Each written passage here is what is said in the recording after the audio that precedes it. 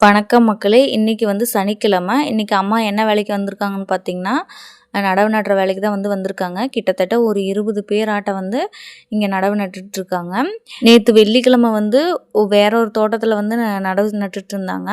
அங்கே ஒரு 2 வயல் தழுங்கி போயிடுச்சு. அதனால் இன்றைக்கி காலையில் போய் அங்கே நடவு நட்டுட்டு இங்கே இப்போ மத்தியான நேரத்தில் நட்டுட்ருக்காங்க. இந்த காடு ஒரு 130 ஏக்கரா இருக்கும். அதாவது 1 ஏக்கரா 30 சென்ட். அதை தான் இந்த 20 பேரும் நட்டுட்ருக்காங்க.